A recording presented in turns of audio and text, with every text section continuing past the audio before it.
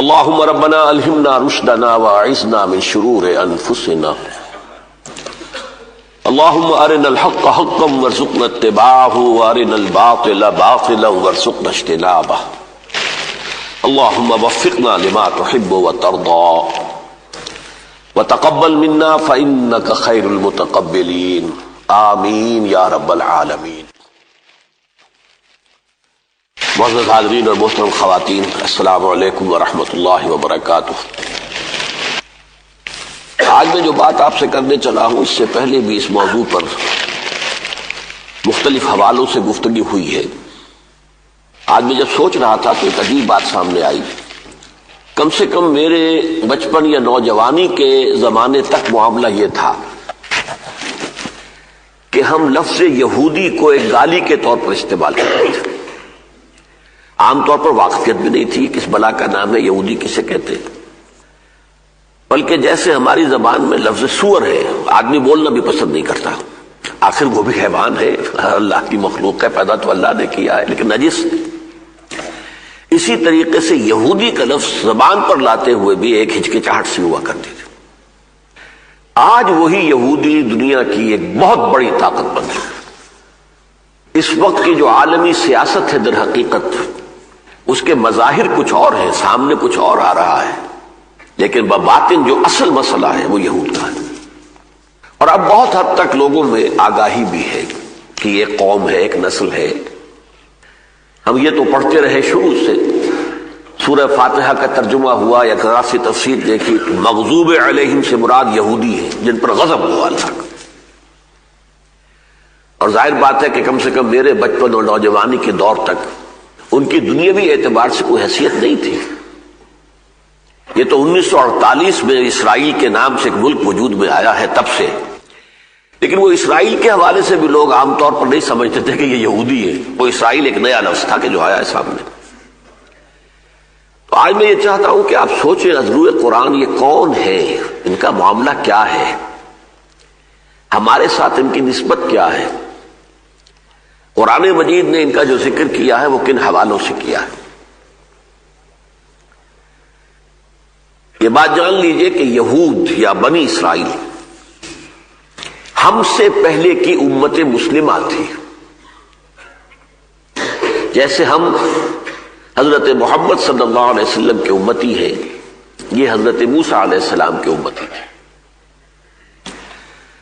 جیسے حضرت محمد صلی اللہ علیہ وسلم حضرت ابراہیم کی نسل سے ہیں، اسی طرح حضرت اسحاق ان کے دوسرے بیٹے، پھر ان کے پوتے یا حضرت اسحاق کے بیٹے یعقوب، جن کا لقب تھا اسرائیل۔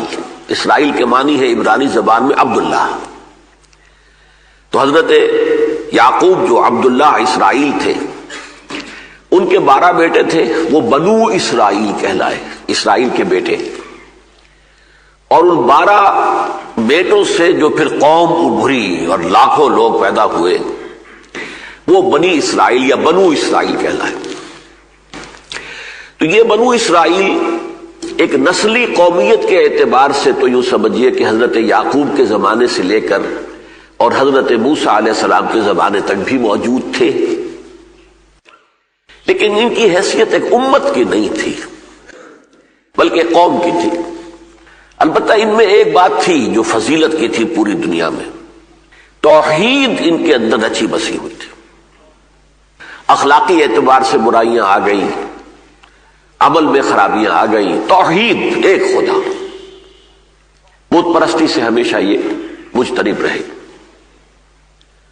پھر حضرت موسیٰ علیہ السلام کے زمانے سے انہیں ایک امت کی حیثیت حاصل ہوئی۔ امت بنتی ہے کتاب کی بنیاد پر۔ جب تورات عطا ہوئی انہیں، اب یہ امت بن گئے۔ یہ 1400 قبل مسیح کا واقعہ ہے، حضرت مسیح علیہ السلام سے 1400 برس قبل۔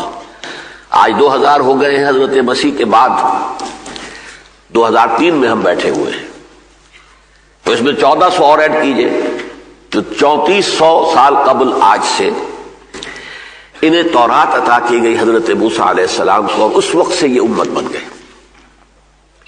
سورہ بنی اسرائیل کی دوسری آیت ہے وَآتَيْنَا مُوسَى الْكِتَابَ وَجَعَلْنَاهُ هُدًى لِبَنِي إِسْرَائِيلَ أَلَّا تَتَّخِذُوا مِن دُونِي وَكِيلًا، اور ہم نے موسیٰ کو کتاب عطا فرمائی اور اسے ہم نے بنی اسرائیل کے لیے ہدایت بنایا۔ اب یہ نوٹ کر لیجئے گا فرق یہیں سے، قرآن ہدی للناس بن کر آیا ہے، پوری نوع انسانی کے لیے ہدایت، اور تورات ہدی لبنی اسرائیل صرف بنی اسرائیل کے لیے ہدایت نامہ تھی۔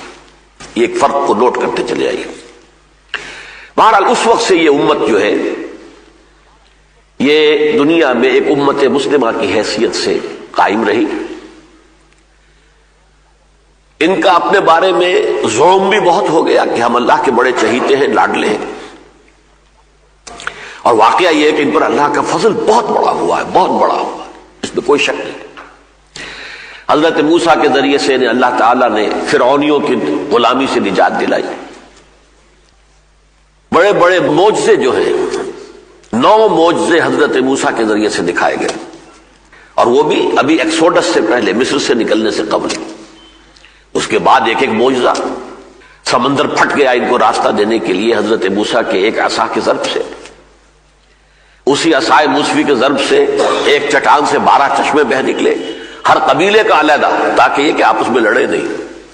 قبائلی زندگی تھی، لڑائی ہوتی ہے، پانی پر لڑائی ہوتی تھی، تو ہمارے دیہات میں بھی ہوتی ہے۔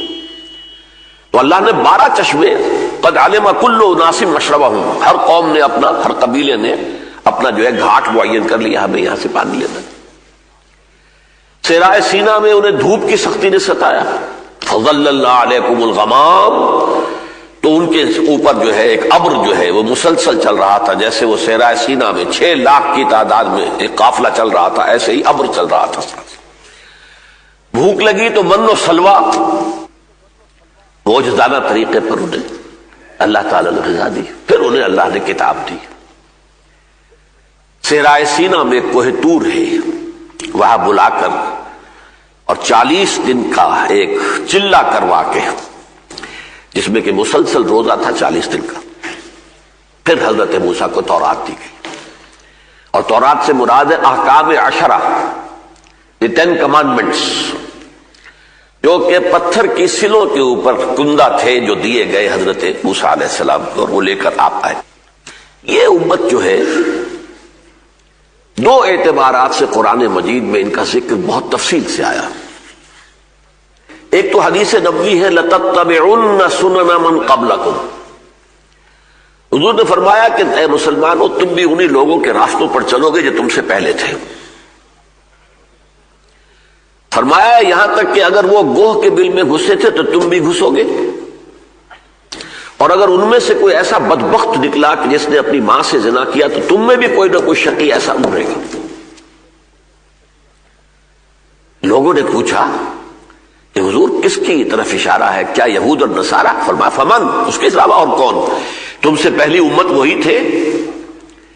تو واقعہ یہ ہے کہ سورہ بقرہ میں جو 10 رکوع مسلسل آئے ہیں، 5ویں سے لے کر اور 15ویں کے شروع تک، اس میں یہود کی جو گمراہیاں ہیں، عقیدے کی گمراہیاں، عمل کی گمراہیاں، ان سب کو تفصیل سے بیان کیا گیا۔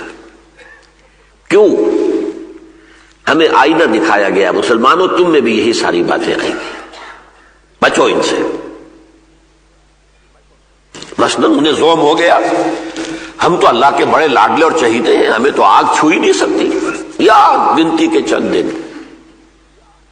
ہمیں بھی زوم ہو گیا، ہم تو محمد کے امتی ہیں، ہمارا کیا سوال جہنم میں جانے کا، جائیں گے تو تھوڑی دیر کے لیے، پھر نکال لے گا اللہ۔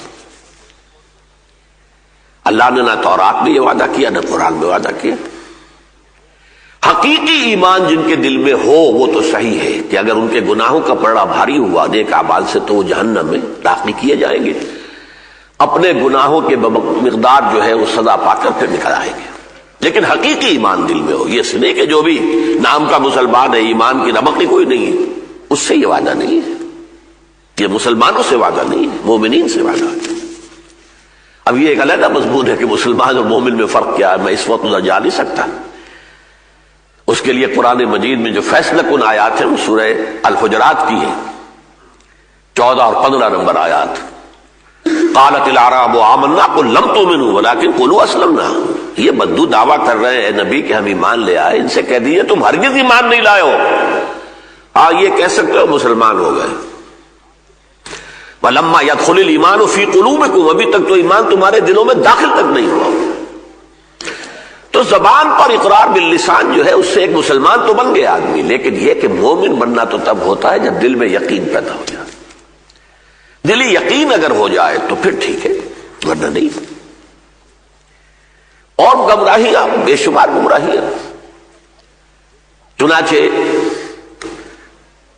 یہ بھی ہمارے اندر گمراہی پیدا ہوئی کہ ہم جب نبی کے پیروکار ہیں تو شفاعت تو ہمارا لازماً حق ہے، حضور ہمارے حق میں شفاعت کریں گے. متعدد احادیث سے معلوم ہوتا ہے کہ صاف کہہ دیا جائے گا کہ نبی یہ آپ کے پیروکار نہیں ہے، اور حضور خود دنیا میں فرما گئے ہیں من رغب عن سنتی فلیس منی، جسے میری سنت پسند نہیں ہے اس کا مجھ سے کوئی تعلق نہیں. یہ کوئی نسلی معاملہ نہیں ہے، یہ عقیدے کا معاملہ ہے، یقین کا معاملہ ہے، عمل کا معاملہ ہے. ایمان اور عمل صالح کی بنا پر سارے وعدے ہیں جو بھی اللہ کے. بہرحال یہ ایک پہلو ہے کہ جو بھی گمراہیاں ان میں آئیں وہ ہم میں بھی آئیں. دوسری حدیث میں نے ابھی آپ کو سنائی ہے کہ حضور نے فرمایا لَيَأْتِيَنَّ عَلَىٰ أُمَّتِي مَا أَتَىٰ عَلَىٰ بَنِي إِسْرَائِيلَ حَسْبَ النَّعْلِ بِالنَّعْلِ. یہ ترمذی شریف کی روایت ہے. حضرت عبداللہ ابن عمرو ابن العاص رضی اللہ تعالی عنہما اس کے راوی ہیں.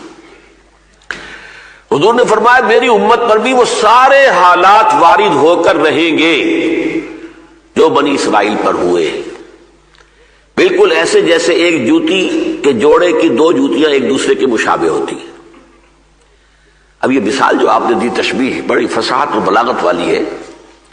دیکھیے جوتیوں کا جوڑا رکھا ہوا ہو زمین پر تو وہ مختلف نظر آئیں گی، ایک کا رخ ادھر ہے ایک کا رخ ادھر ہے پنجے کے حساب سے. تلوے ملا دیجئے تو بال برابر فرق ہوتے. تو ظاہر بات ہے کہ ان دو امتوں میں 2000 سال کا فصل ہے. 1400 قبل مسیح میں تورات دی گئی اور سابقہ امت جو ہے بنی اسرائیل یا یہود ان کی تاریخ شروع ہو گئی، اور 600 بعد مسیح میں حضور پر قرآن نازل ہوا. 610 میں پہلی وحی نازل ہوئی. تو 1400 اور 600 جمع کیجئے 2000 سال کا فصل ہے. تو فصل تو یقیناً بہت ہوگا، لیکن یہ کہ اگر آپ جس کو آپ کہتے ہیں بین السطور بٹوین دی لائنز اگر دیکھیں تو معلوم ہوگا بعین ہی جو کچھ ان پر بیتا وہی ہم پر بیتا. اس موضوع پر میں نے ایک مضمون لکھا تھا سن 74 میں. تنظیم اسلامی کے قیام کا فیصلہ کر لیا تھا، ابھی باقاعدہ اس کی تاسیس نہیں ہوئی تھی. پھر میں مسجد خضرا سمن آباد میں رمضان میں معتکف تھا، اعتکاف کی حالت میں مضمون میں نے لکھا تھا. اس وقت وہ آپ کو ملے گا یا تو تنظیم اسلامی کا تاریخی پس منظر کے نام سے ایک کتاب چاہے. میں نے ہسٹوریکل سروے دیا ہے، سابقہ امت موجودہ امت ہے، اب امت کہاں کھڑی ہے، اب کرنا کیا ہے. ظاہر بات ہے کہ تاریخ کے تسلسل کے بغیر تو بات نہیں ہوتی. کہاں سے چلے تھے کہاں پہنچے ہیں، راستے میں کون کون سے مقامات آئے ہیں، اب کہاں جانا ہے، کیسے جانا ہے، راستہ کون سا ہے. پھر اس کا انگریزی میں ترجمہ بھی ہوا ہے، rise and fall of the Muslim امہ کے نام سے وہ کتاب انگریزی میں بھی ہے. سورہ بنی اسرائیل کے پہلے رکوع میں اللہ تعالیٰ نے بنی اسرائیل کے 4 ادوار کا ذکر کیا ہے.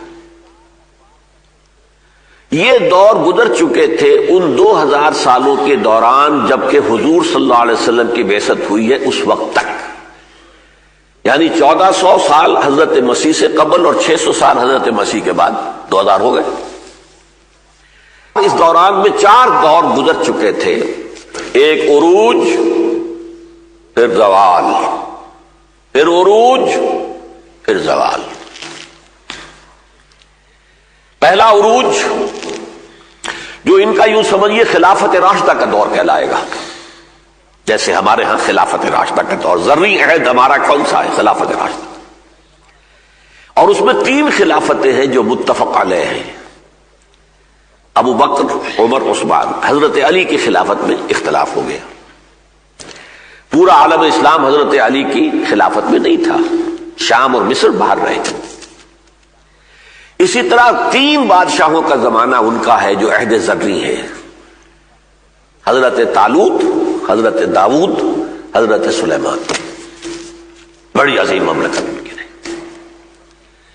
حضرت سلیمان کے بعد وہ 2 حصوں میں منقسم ہو گئے، 2 بیٹوں نے تقسیم کر لیا. اسرائیل کے نام سے ایک شمالی مملکت بنی، اور یہودا جوڈی اس کے نام سے جنوبی مملکت بنی.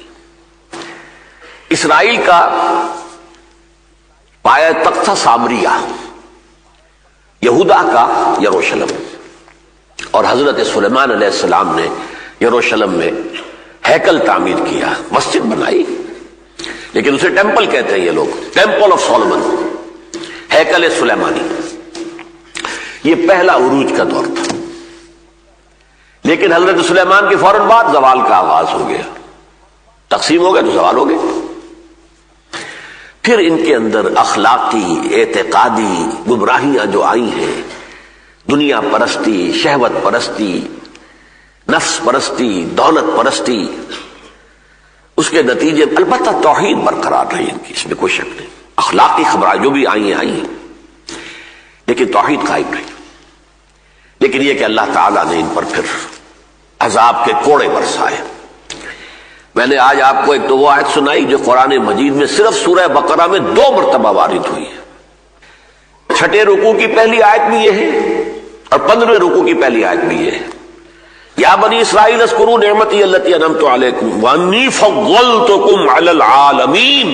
اے بنی اسرائیل، ذرا میرے اس انعام و اکرام کو یاد کرو جو میں نے تم پر کیا تھا. میں نے تمہیں تمام جہان والوں پر فضیلت دی تھی. یہ قرآن کہہ رہا ہے، یہ تورات نہیں ہے، تالمود نہیں ہے، قرآن کہہ رہا ہے. لیکن پھر وہی قرآن ہے جو کہتا ہے ضربت علیہم الذلۃ والمسکنۃ وباؤوا بغضب من اللہ. ان پر ذلت اور مسکنت تھوپ دی گئی اور وہ اللہ کے عذاب کو لے کر لوٹے. یہاں اصل نقطہ کیا ہے کہ کیوں ایک امت محبوب ہوتی ہے اور کیوں ایک امت مغضوب ہو جاتی ہے. وہی امت، اس کو میں بعد میں بیان کروں گا. اس وقت یہ نوٹ کر لیجئے کہ پھر اللہ تعالیٰ کا پہلا عذاب ان پر آیا. 700 قبل مسیح میں اشوریوں نے شمال سے آ کر حملہ کیا اور اسرائیل کی مملکت ختم کر دی. 100 سال بعد 586 قبل مسیح میں مشرق سے بیبیلونیا، یہ اصل میں آج کا عراق ہے، یہ عراق اور اسرائیل کی دشمنی اس وقت سے چلی آ رہی ہے، نوٹ کر لیجیے. حضرت مسیح سے 600 برس قبل 587 قبل مسیح میں بیبیلونیا کا، عراق کا بادشاہ تھا بخت نصر جس کو کہتے ہیں، نیبوکڈنیزر. اس نے آ کر جو ان کے اوپر عذاب الہی اس کے ہاتھوں آیا، اللہ تعالیٰ کا عذاب تھا اس کے ہاتھوں آیا. لیکن یہ کہ 6 لاکھ اس نے قتل کیے یہودی. 6 لاکھ کو یروشلم کی آبادی کل 12 لاکھ تھی، 6 لاکھ کو وہ کیپٹیو بنا کر لے گیا بیبیلونیا. یروشلم کی ایک اینٹ سلامت نہیں رہی، 2 اینٹیں جڑی نہیں رہی، ہیکل سلیمانی گرا دیا گیا. وہی زمانہ تھا جب حضرت عزیر علیہ السلام نے جب دیکھا اس یروشلم کو تو ان کی زبان پر کیا الفاظ آ گئے تھے؟ انا یحیی ھذہ اللہ بعد موتھا. یہ شہر جس طرح برباد ہوا ہے اب اللہ اسے دوبارہ کیسے آباد کرے گا؟ نبی ہیں اللہ کے عزیر علیہ السلام، لیکن تباہی اس درجے کی تھی، کوئی 2 اینٹیں سلامت نہیں، ہیکل ختم، ایک متنفس نہیں. پھر سورہ بقرہ میں ہے نا فاماتہ اللہ مئۃ عام، اللہ تعالیٰ نے انہیں 100 برس تک کے لیے موت ان پر طاری کر دی. پھر انہیں اٹھایا. میں تفسیر میں نہیں جا سکتا، میں صرف حوالے دے رہا ہوں. سورہ بقرہ ہی میں یہ پوری تفصیل موجود ہے. بہرحال یہ ان پر عذاب الہی کا پہلا دور عروج، دوسرا زوال. زوال کی انتہا 587 قبل مسیح، ہیکل سلیمانی، مسمار، یروشلم ختم، اینٹ سے اینٹ بجا دی گئی جسے کہتے ہیں. اور یہ لے جائے گئے جو بھی بچے کھچے تھے کیپٹیوز کی حیثیت سے، جیسے بھیڑوں بکریوں کے ریوڑ ہانک کے لے جاتے، پیدل چلا کر ان کو لے جایا گیا اور 150 برس یہ رہے ہیں وہاں کیپٹیوٹی میں. یہ ان کی تاریخ ہے. پھر حضرت عزیر علیہ السلام کو اللہ نے مبعوث کیا. ان میں ایک دعوت، تجدید ایمان، توبہ، اللہ کی جناب میں توبہ کرو، ہوش میں آؤ، اپنے عمل درست کرو، اپنے اخلاق درست کرو، تو اللہ تعالیٰ تم پر رحم فرما دے گا۔ اس کے نتیجے میں اللہ نے رحم فرمایا۔ سائرس جو سورہ کہف میں جن کا ذکر ہے، ذوالقرنین، یہ ایران کے بادشاہ تھے اور بہت نیک آدمی تھے۔ انہوں نے عراق پر حملہ کیا، بیبلونیا پر، بیبلونیا کی سلطنت کو ختم کیا اور انہیں آزادی دے دی، تم واپس جاؤ، جا کر اپنا شہر جو ہے یروشلم آباد کر لو۔ یہ محسن اعظم ہیں ذوالقرنین یہود کے۔ یہی وجہ ہے کہ یہودیوں نے سکھایا تھا کہ یہ سوال کرو ذرا محمد سے کہ اگر نبی ہے تو بتائیں ذوالقرنین کون تھے اور یہ اصحاب کہف کون تھے۔ یہ سوالات 3 تھے نا جو کروائے تھے امتحانی طور پر، جن کا جواب سورہ کہف میں آیا۔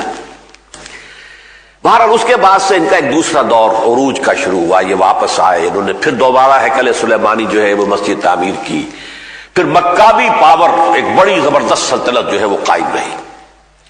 یہ دوسرا عروج ہو گیا، پھر زوال آ گیا، پھر وہی عیش پرستی، وہی نفس پرستی، وہی دولت پرستی، وہی شہوت پرستی، پھر عذاب آیا۔ یہ دوسرا زوال تھا۔ پہلے یونانیوں نے حملہ کیا، سکندر اعظم رونتا ہوا گزر گیا، اس کے بعد اس کا جو بڑا جرنیل تھا سلیوکس، اس کی حکومت قائم رہی۔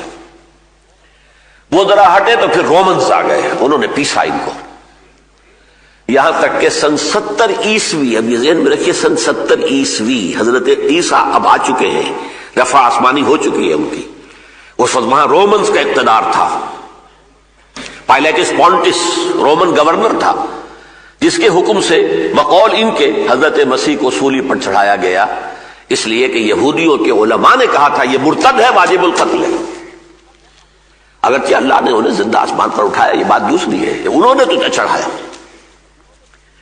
بہرحال سن 70 عیسوی میں انہوں نے ایک بغاوت کی رومیوں کے خلاف، جس کے نتیجے میں ٹائٹس ایک رومن جنرل تھا، اس نے پھر وہی تباہی دوبارہ جو ہے یروشلم کے اوپر آئی اس کے ہاتھوں۔ سن 70 عیسوی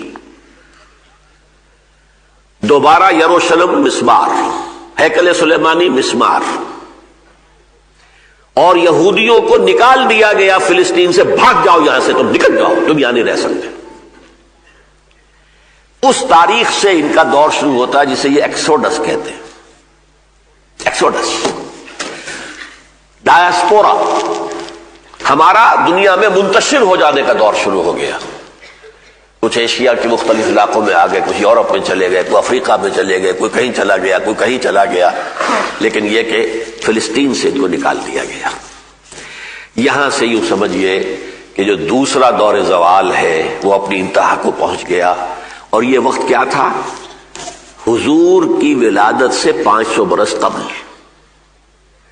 حضور کی ولادت 571 عیسوی میں ہوئی ہے اور 70 عیسوی میں یہ ہو چکا تھا، تو حضور کی ولادت سے 500 قبل یہ واقعہ ہوا۔ یہ ڈایاسپورا ان کا جو 70 عیسوی سے چلا تھا، 1917 عیسوی تک چلا ہے۔ 1847 برس ان پر ایسے گزرے ہیں کہ ان کا کوئی عمل دخل فلسطین میں نہیں تھا بالکل۔ یہ میں نے آپ کو یہود کی تاریخ کا اجمالی تجزیہ کیا، جو سورہ بنی اسرائیل کے پہلے رکوع کی 4-5 آیات میں آیا ہے۔ وَقَضَيْنَا إِلَىٰ بَنِي إِسْرَائِيلَ فِي الْكِتَابِ لَتُفْسِدُنَّ فِي الْأَرْضِ مَرَّتَيْنِ وَلَتَعْلُنَّ عُلُوًّا كَبِيرًا۔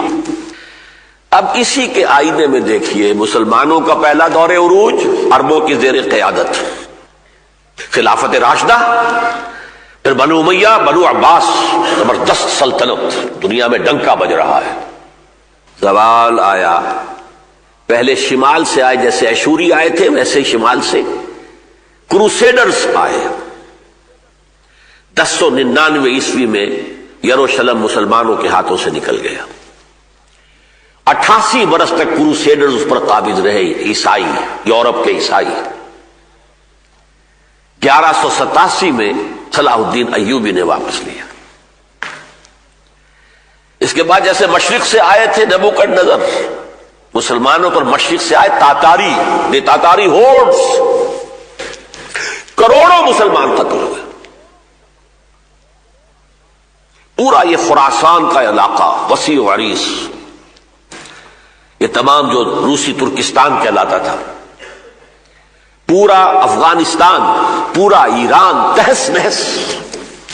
یہاں تک کہ میں آپ کو بتاؤں کہ جس زمانے میں پڑھ رہا تھا ان کی تاریخ، دہشت کا یہ عالم ہو گیا تھا تاتاریوں کی کہ اگر ایک مسلمان 20 مسلمان ہیں اور ایک تاتاری آتا نہتا،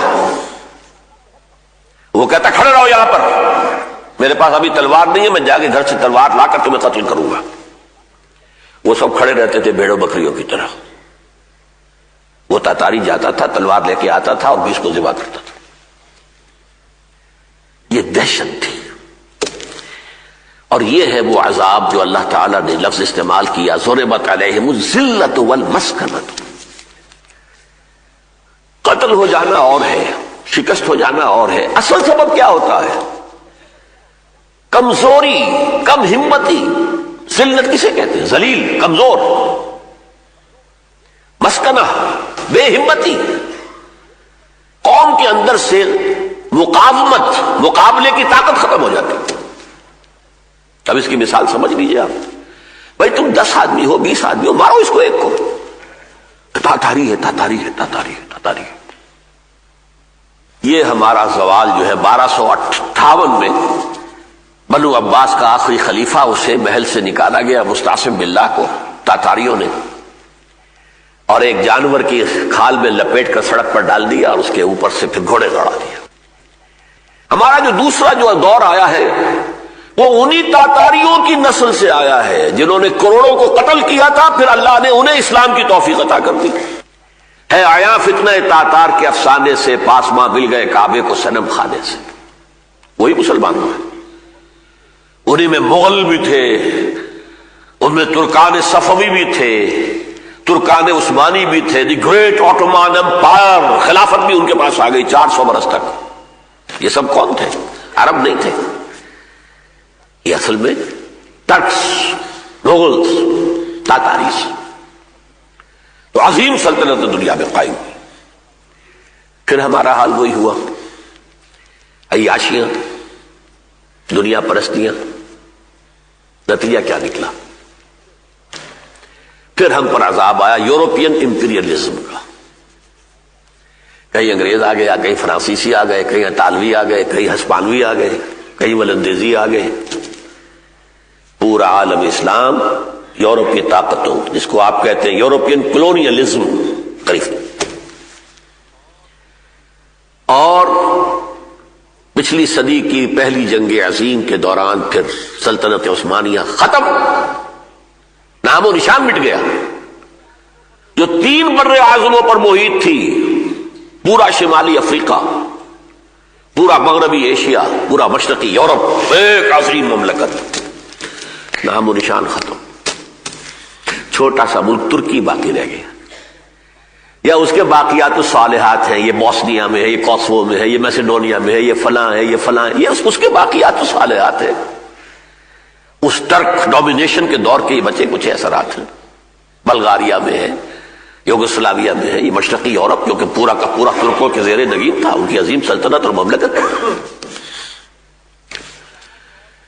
یہ 4 دور ہم پر مکمل ہو گئے تھے. 5واں دور میں نے آپ کو بتایا کہ یہود کا شروع ہوا پچھلی صدی کے آغاز میں. 1897 میں زائنزم کی ایک موومنٹ شروع ہوئی اور پروٹوکولز انہوں نے اپنے معین کیے.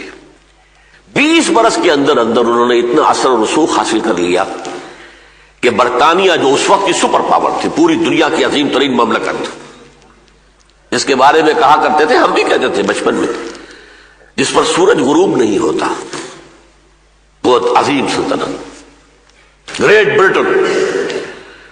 اس کے ذریعے سے سند مل گئی یہودی واپس آ کر فلسطین میں آباد ہو سکتے ہیں. 1917 کا بالفور ڈکلریشن. یہ آئے کچھ جائز طریقے سے، کچھ ناجائز طریقوں سے، دباؤ ڈال کر دھوس سے، دھن سے، فلسطینیوں سے جو وہاں آباد تھے، ان کی جائیدادیں خریدی، مکان خریدے، ان کے کھیت خریدے. دھن سے اس طرح کہ کہا بھائی تمہارے مکان کی کیا قیمت، کیا مانگتے ہو؟ اس نے کہا 2 لاکھ. میں 3 لاکھ دیتا ہوں لیکن کل نکل جاؤ یہاں سے. پیسہ بے تحاشا تھا، بینکرز کی موومنٹ تھی، پورے یورپ کو جکڑا ہوا تھا اپنے بینکنگ کے نظام کے اندر، زائنسٹ۔ اس کے بعد یوں سمجھیے کہ 31 برس کے بعد 1948 میں اسرائیل قائم ہو گیا۔ اب یہودی دنیا کی سطح پر آیا، ایک مملکت، ایک چھوٹی سی اپنی حکومت۔ یہ ہے وہ معاملہ جس سے کہ آج ہم دو چار ہیں۔ میں نے جو مضمون جس کا میں نے حوالہ دیا جو سن 74 میں لکھا تھا، میری کچھ خوش فہمی تھی، رجائیت تھی۔ میں نے اس میں لکھا تھا کہ شاید امت مسلمہ کے زوال کے آخری نقطے تک ہم پہنچ چکے ہیں، اب ہمارا عروج شروع ہو جائے گا دوبارہ۔ ایک وقت تھا نا جب کہ حالی نے کہا تھا، اے خاصہ خاصان رسول وقت دعا ہے، امت پہ تیری آ کے عجب وقت پڑا ہے۔ وہ دین جو بڑی شان سے نکلا تھا وطن سے، پردیس میں وہ آج غریب الغربا ہے۔ پستی کا کوئی حد سے گزرنا دیکھے، اسلام کا گر کر نہ ابھرنا دیکھے، مانے نہ کبھی کہ مد ہے ہر جزر کے بعد دریا کا ہمارے جو اترنا دیکھے۔ لیکن اس کے بعد ایک رینائسنس شروع ہوا، تحریکیں شروع ہوئی۔ مسجوبی پارٹی انڈونیشیا میں، جماعت اسلامی ہندوستان میں، تبلیغی جماعت ہندوستان میں، فدائیین ایران میں، اخوان المسلمون مصر میں اور عرب میں، اور سعید نورسی کی تحریک ترکی میں وغیرہ وغیرہ۔ توقع ہوئی تھی کہ اب ہم بھی جاگ رہے ہیں، یہودیوں کو بھی دوبارہ عروج ہوا۔ ان کا عروج ہو رہا 1847 سال کے بعد، سن 70 عیسوی سے اور 1917 تک، جبکہ انہیں دوبارہ آ کر آباد ہونے کی اجازت ملی۔ ہم بھی ایک ایک کر کے آزاد ہو گئے۔ ہندوستان میں سے بھی 2 ٹکڑے مسلمانوں کے آزاد حکومت کے بن گئے، مشرقی مغربی پاکستان۔ باقی یہ کہ انڈونیشیا آزاد ہو گیا، ملائیشیا آزاد ہو گیا، عرب ممالک ایک ایک کر کے آزاد ہوتے چلے گئے۔ تو مجھے بڑی خوش فہمی تھی کہ غالباً ہمارے دوسرے زوال کا جو آخری انتہائی مقام تھا زوال کا، وہ اب گزر چکا، جبکہ 1967 میں اسرائیل نے عربوں کو شرمناک شکست دی۔ اسرائیل جب قائم ہوا تھا وہ چھوٹی سی چیز تھا۔ سن 67 میں اس نے سینائی پیننسولا لے لیا مصر سے، گولان ہائٹ لے لیے شام سے، ویسٹ بینک پورا لے لیا اردن سے، جارڈن سے، اور بیت المقدس جو اس وقت ڈیوائیڈڈ تھا، آدھا یہودیوں کے پاس تھا، آدھا مسلمانوں کے پاس تھا، اور مسجد اقصی اور قبۃ الصخرہ یہ مسلمانوں کے پاس تھے۔ لیکن سن 67 میں پورا ویسٹ بینک بشمول پورے یروشلم کے ان کے قبضے میں۔ بدترین شکست 6 days وار آف 1967 یاد کیجئے۔ لیکن اتنی ہی شرمناک شکست ہمیں ہوئی سن 71 میں مشرقی پاکستان میں۔ 95,000 پاکستانی کڑیل جوان ہندو کے قیدی بنے، ملک 2 ٹکڑے ہو گیا۔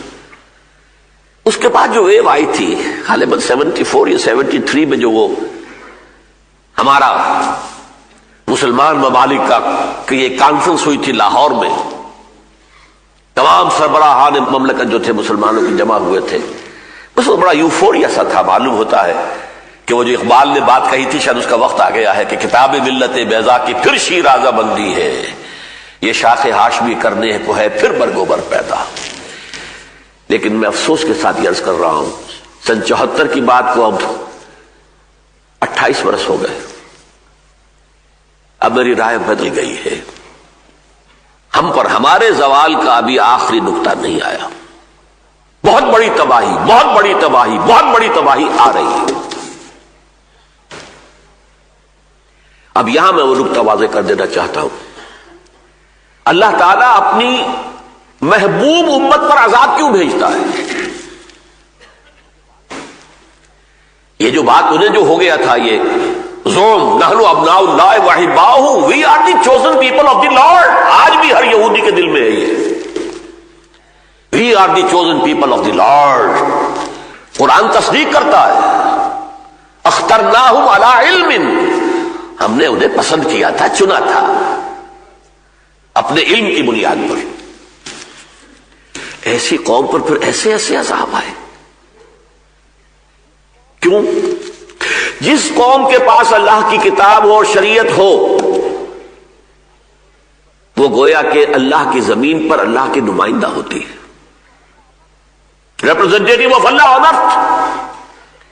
اگر وہ شریعت کو پسے پش ڈالتی ہے، کتاب کو پیٹھ کے پیچھے پھینکتی ہے، وہ کافروں سے زیادہ بڑھ کر مجرم ہے.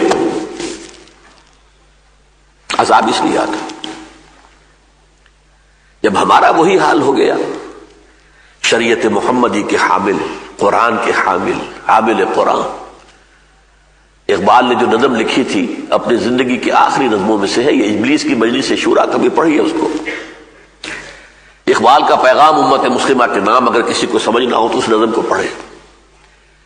آخری اس میں جو خطاب ہے ابلیس کا اپنے کارندوں اور اپنے ایجنٹوں کو، اس میں وہ ابلیس کہتا ہے جانتا ہوں میں یہ امت حامل قرآن نہیں، جانتا ہوں میں یہ امت حامل قرآن نہیں. ہے وہی سرمایہ داری بندہ مومن کا دین. آج بندہ مومن کا دین سرمایہ داری ہے، یہ پیسے کا پرستار ہے. کہتا ہے عبد الرحمن عبداللہ اپنے آپ کو، ہے عبد الدینار و عبد الدرہم، درہم و دینار کا بندہ ہے. بات صحیح. وہ عذاب ان پہ آیا ضربت علیہم الذلۃ والمسکنہ، جس کی تفصیل میں بیان کر چکا ہوں. وہی عذاب آج ہم پر ہے، اور ایک بہت بڑا سیلاب عذاب کا جو آ رہا ہے. یہ سب کیا ہے؟ New world order.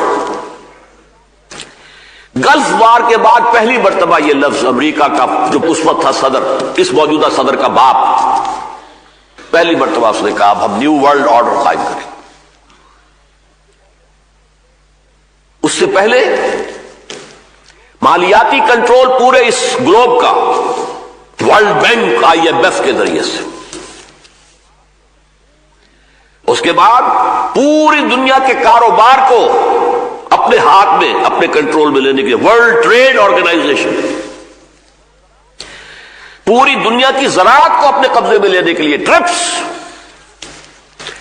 دنیا میں کوئی ملک اپنا بیج نہیں پیدا کر سکے گا، بیج ہم سے لینا ہوگا. اور بیج بھی وہ دیں گے آپ کو جو خصی ہوگا، اس سے آگے بیج نہیں بن سکے گا. بس آپ ایک نسل لے لیجئے، اس سے ایک گندم کی فصل مل گئی، اس گندم سے آگے گندم اگے گی نہیں. یہ جو دجالی فتنہ ہے آج اور بڑی تیزی سے آ رہا ہے، جس طرح کی بڑکیں مار رہا ہے امریکہ، یہ فتنہ، اور اس کا ہدف عالم اسلام. میں نے جو آپ سے کہا تھا، مجھے تو یہ اچانک احساس ہوا کہ یہ تاتاریوں کا حصہ تھا. میں نے پڑھا تھا کہ اگر 20 مسلمان ہیں اور ایک تاتاری نے کہا دیا کھڑے رہو یہیں پر انتظار کرو میرا، میں تلوار لے کر آؤں گا تمہیں بھی ماروں گا، اور وہ کھڑے رہتے تھے بھیڑوں بکریوں کی طرح. بعین ہی یہ حال آج ہے. کون نہیں جانتا کہ عراق کے بعد ایران اور شاید اس سے بھی پہلے پاکستان یہ ہدف نہیں ہے. اندھوں کو بھی نظر آ رہا ہے، اندھوں کو نظر آ رہا ہے. کیا یہ ایٹمک پروگرام ہمارا کھٹک نہیں رہا ان کے دلوں میں؟ میں کھٹکتا ہوں دل یزداں میں کانٹے کی طرح. تو فقط اللہ اللہ اللہ. چاہے مشرف صاحب کیسے ہی جو ہے بش صاحب کے نام کی تسبیح پڑھتے رہے، لیکن پاکستان کا ایٹمی پروگرام کبھی بھی ذہناً وہ برداشت نہیں کر سکتے. سب کو معلوم ہے ہوگا، عراق پر حملہ ہونا ہی ہونا ہے. آج تک کوئی اتنے دن ہو گئے ہیں وہاں پر جو ان کے معاہدہ کار ہے، کوئی شے نہیں. اب ایک نیا شوشہ چھوڑ دیا گیا ہے. معلوم ہوتا ہے کہ صدام نے اپنے کیمیاوی اور بایولوجیکل ہتھیار جو ہیں وہ شام کو منتقل کر دیے، لہذا شام پر ہوگا. لیبیا سوڈان کی تو پہلے ان کے ہے ہی حریف. سعودی عرب جو ان کا بغل بچا، یہ ساری جو بھی آل سعود کی حکومت ہے، ان کا تو پوری تاریخ یہ ہے کہ پہلے برطانیہ کے یہ وظیفہ خار تھے، جبکہ ان کے پاس کچھ نہیں تھا، کچھ نہیں تھا، ان کے پاس تیل کا کوئی وجود نہیں تھا. تو شاہی خاندان کو وظیفہ ملتا تھا برطانیہ سے، اس پر ان کا کام چلتا تھا. اور اب امریکہ کی گھڑے کی مچھلی. لیکن آج ان پر بھی بات اٹھ رہی ہے کہ ٹھیک ہے یہ تو ہمارے دوست ہیں, ان کے ہاں قرآن پڑھایا جا رہا ہے, اس میں جہاد ہے. کیا کریں گے سعودی؟ قرآن کی تحریر کیسے کر دیں گے؟ خطبوں میں انہوں نے روک دیا ہے جہادی آیات پر خطبے نہ دیے جائیں, اور قرآن میں یہود اور نصارہ پر جو تنقیدی آیات ہے وہ ان کے خطبے میں نہ لایا جائے. یہ وہاں پر آ چکا ہے, قانون آ چکا ہے. لیکن مدارس میں کیا کریں گے؟ قرآن تو پڑھائیں گے. شاید اگر اللہ نے حفاظت کا ذمہ نہ لیا ہوتا تو ہم آیات جہاد کی نکال دیتے قرآن سے. خود بدلتے نہیں, قرآن کو بدل دیتے. لیکن یہ تو اللہ نے ذمہ لے رکھا ہے, انا نحن نزلنا الذکر وانا لہ لحافظون. یہ جو سیلاب آ رہا ہے اور جو بہت تیز و تند, بہت تیز و تند, بہت تیز و تند, اس کی حقیقت کو سمجھیے. اس کا ایک آؤٹ ورڈ خول ہے اور ایک اس کے اندر اصل شے ہے. آؤٹ ورڈ خول جو ہے وہ ہے امریکہ, یونائٹڈ اسٹیٹس میں اب کھل کر باتیں کر رہے ہیں وہ کہ ہمیں ایک ملک, دنیا, پوری دنیا کو ایک ملک بنا کر اس کو کنٹرول کرنا ہے. ہمیں جہاں بھی اندیشہ ہوگا کہ یہاں پہ ہمارے خلاف یہاں سے کوئی کارروائی ہو سکتی ہے, ہو یا نہ ہو, ہم حملہ کرنے کا حق رکھتے ہیں, ہم حملہ کر دیں گے. پری ایمپٹیو. سارے بین الاقوامی قوانین, سارے دساتیر ختم. جو ملک یونائٹڈ اسٹیٹس آف امریکہ, میں خود گواہی دیتا رہا ہوں, جاتا رہا ہوں, جس کی فضا میں آزادی تھی کہ ایک دفعہ آدمی امیگریشن سے باہر نکل آیا, کسٹم امیگریشن سے, اس کے بعد کھلا ہے, کوئی پوچھنے والا نہیں, حکومت کی نظر ہی نہیں آتی. اب کیا ہوا ہے وہاں پر؟ وہ سارے بیسک رائٹس ختم. چیخ رہے ہیں امریکی دانشور, چیخ رہے ہیں کیا ہو رہا ہے, کس طرف جا رہے ہیں. ابھی حال ہی میں ایک مضمون مجھے ملا اور میں نے کہا ہے وہاں لاہور میں کہ ندائے خلافت میں اس کا ترجمہ شائع کر دیا جائے. ایک امریکن مصنف یہ لکھ رہا ہے کہ امریکہ کو ایک پرل ہاربر کی ضرورت تھی. جیسے دوسری جنگ عظیم میں جب جاپانیوں نے پرل ہاربر پر حملہ کیا ہے تو یہ جو شیر تھا وہ اٹھ گیا, ایک دم کھڑا ہو گیا. غصہ اور انتقام, اس نے جو ہے اس پوری جنگ کا نقشہ بدل دیا. پھر ایٹم بم بھی استعمال ہو گیا اور سارا کا سارا معاملہ جو ہے ختم ہو گیا. اسی طرح پرل ہاربر ایک اور چاہیے تھا, اور وہ یہ ورلڈ ٹریڈ سینٹر جو ہے در حقیقت اس کا پرل ہاربر ہے. اس میں گویا کہ بٹوین دی لائن یہ ہے, یہ امریکہ کے جو خوخار جنگجو لوگ ہیں, ہاکس ہیں, یہ خود انہوں نے کروایا ہے تاکہ پوری قوم میں انتقامی جوش ایسا پیدا ہو جائے کہ بڑے سے بڑے ڈیفنس بجٹ کو وہ اوکے کر دیں. یہ لکھنے والا کوئی مسلمان نہیں ہے, امریکن. یہ ہے ورلڈ ڈومینیشن کا ایک خواب جو یونائٹڈ اسٹیٹس آف امریکہ چاہتی ہے. نمبر 2, یہ تیل کا معاملہ. اپنی قوم کو جو انہوں نے, حالانکہ 3 لاکھ افراد کے وہاں پر جلوس نکلے ہیں جنگ کے خلاف, عراق کے خلاف, کہ عراق پر کوئی حملہ نہ کیا جائے, لیکن انتخابات میں ریپبلکن پارٹی جیت گئی. انہوں نے ایسے سوال دکھا رکھے ہیں کہ ہماری ساری معیشت کا دار و مدار تیل پر ہے, اور تیل کے سب سے بڑے ذخائر جو ہے سعودی عرب میں اور عراق میں ہیں, ہمیں ان پر قبضہ کرنا ہے. تو امریکہ کے جو باہر کا خول ہے جو کچھ ہو رہا ہے اس میں تو امریکہ سامنے ہے نا, اسرائیل پیچھے ہے. اسرائیل کی تو پروٹیکشن چاہتے ہیں وہ صرف. چنانچہ گلف وار کے بعد آپ کو یاد ہوگا کہ جو کمانڈر ان چیف تھا شواس کرافٹ, اس نے صاف کہہ دیا تھا we fought this war for the protection of Israel. اس لیے کہ عرب ممالک میں صرف ایک ہے, بیلیگرنٹ ہے, یہ صدام حسین. اسرائیل کو اندیشہ اگر ہے تو صرف اس سے اور کسی سے نہیں, عرب ممالک میں. باقی اسرائیل کو اگر اندیشہ ہے تو پاکستان سے. یہ 1967 میں کہہ دیا تھا.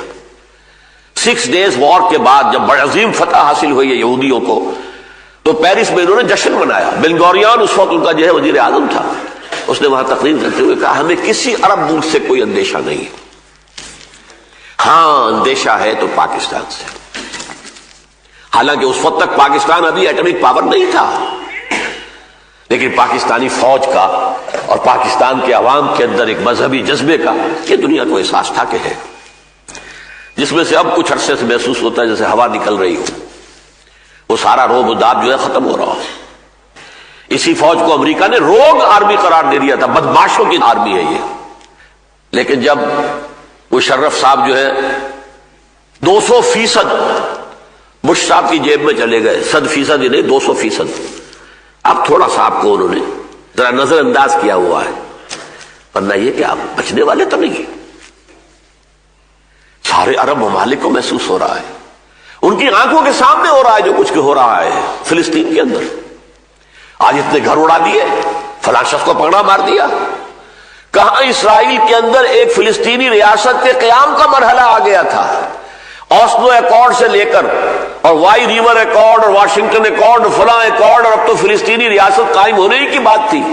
کہاں یہ سب نسیم منسیہ ہوا ہو گئی باتیں، سارا قبضہ کیا ہوا، جب چاہے جدھر چاہے دندناتا ہوا اپنے ٹینک لے جائے۔ آج اتنے مسلمانوں کو مار دیا، آج اتنوں کو مار دیا، آج اتنے گھر اڑا دیے، آج اتنے گھر اڑا، اور صاف کہہ رہا ہے وہ شیرون صاف کہہ رہا ہے ہم ان کی قبر توڑ دینا چاہتے ہیں، کوئی ایکٹیوسٹ باقی نہ رہے۔ اور یہ الفاظ اب کہے جا رہے ہیں کہ زیادہ سے زیادہ انہیں وہ سٹیٹس دیا جائے گا جو امریکہ میں جو اصل امریکہ کے رہنے والے ہوتے تھے، ریڈ انڈینز، جس طرح ان کو بس تھوڑے ریزروز کچھ بنا دیے گئے تھے کہ تم ان علاقوں میں رہ سکتے ہو، بس سول رائٹس تمہارے اور کوئی حق تمہارا نہیں۔ وہ ایک پریزرو کرنے کے لیے انہیں وہ گویا کہ ایک طرح کا چڑیا گھر بنانے کے حد تک جو ہے آج یہ حال دیکھ رہے ہیں، 30 کروڑ عرب دیکھ رہے ہیں۔ یہ ہے وہ ضربت علیہم الذلۃ والمسکنہ۔ 1.5 ارب انسان ہے مسلمان دنیا میں، 60 مسلمان ملک ہے دنیا میں۔ مجال نہیں کہ اب بھی کوئی خیال ہو کہ کہیں کسی طرح جمع ہو جائیں، کوئی جڑے، کوئی بیٹھ کر سوچے کیا طوفان آ رہا ہے، کیا ہمارے ساتھ ہو رہا ہے۔ ہم بڑے دوست ہیں امریکہ کے، اور ہمارے شہریوں کے ساتھ امریکہ میں جو حشر ہو رہا ہے۔ ایک مسلمان پروفیسر کینیڈا سے چلتا ہے، واشنگٹن میں ایک کانفرنس میں اسے شرکت کرنی ہے، دعوت نامہ آیا ہوا ہے، لیکن جرم صرف یہ ہے کہ پاکستان میں پیدا ہوا تھا، وہ کینیڈین شہریت ہے۔ 14 گھنٹے اسے خراب کیا ہے۔ تنگ آ کر اس نے کہا کہ چھوڑو میں جا رہا ہوں واپس، کہ واپس بھی نہیں جا سکتے جب تک کہ تمہارے فنگر پرنٹس نہ لے لیے جائیں اور تمہارے یہ فوٹو، اب جا بھی نہیں سکتے۔ یہ ہو رہا ہے، اور ہماری حکومت ڈاکٹر عامر عزیز کو اٹھا کر لے گئے تھے، ڈاکٹر احمد خواجہ انتہائی نیک آدمی، انتہائی نیک آدمی۔ اب ظاہر بات ہے کہ جو لوگ نیک ہیں انہی کے اندر تو کوئی جذبہ تھا نا کہ کوئی افغانوں کی مدد کرے۔ افغان جو لوگ دنیا دار پیٹ کے بندے ہیں، انہوں نے کہا ہے کچھ سوچنا تھا کہ کیا ہو رہا ہے ہمارے پڑوس میں۔ جن کو کچھ خیال تھا کہ ملت اسلامیہ کا خیال تھا، اخوت اسلامی کا خیال تھا، انہوں نے کوئی مدد کی ہے نا۔ لیکن یہ اب اتنا بڑا جرم ہے، خاندان کے 9 افراد ایک رات میں اٹھا کے لے گئے، کراچی سے گئے ہوئے ان کے ماموں جو ہیں 80 برس کے، ان کو بھی لے گئے، اور یہ پاکستان میں ہو رہا ہے۔ کہاں ہے ہماری حاکمیت؟ Where is that sovereignty؟ کھیل ہے جس کے اندر لگا دیا گیا ہے، کھیلو، الیکشن ہے، یہ ہے، وزارتیں ہو رہی ہیں، یہ چلو کرتے رہو، یہ تمہارا میوزیکل چیئر ہے، اصل اختیار کس کے پاس ہے آج؟ یہ ہے اصل میں وہ عذاب۔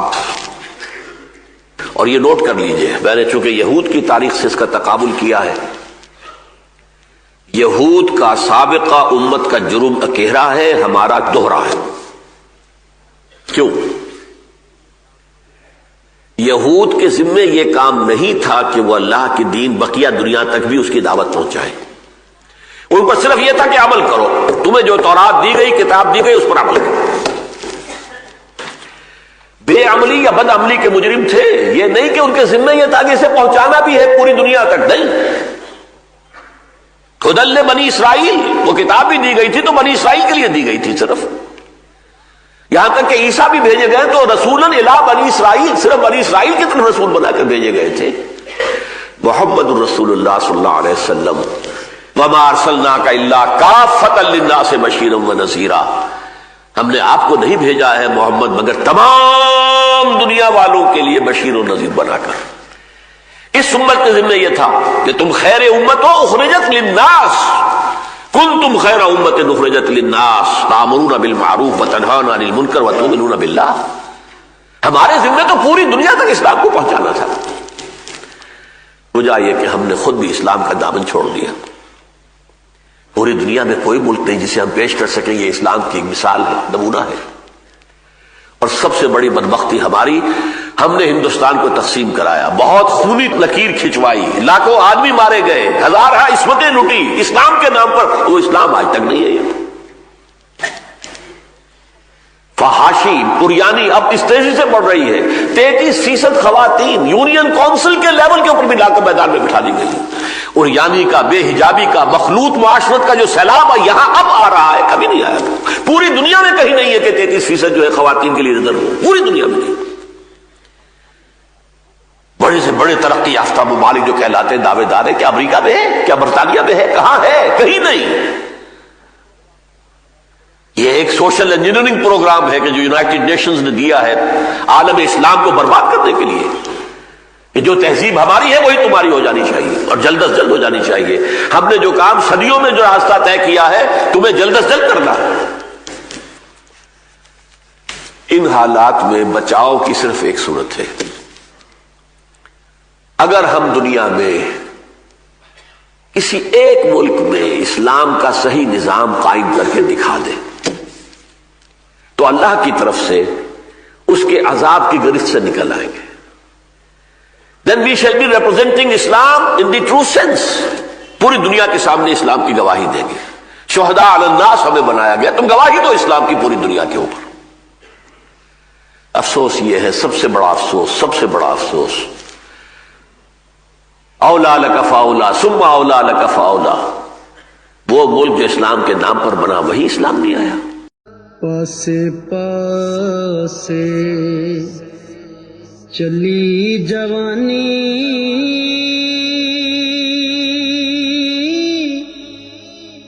تے پاس نہ سدیا یاراں،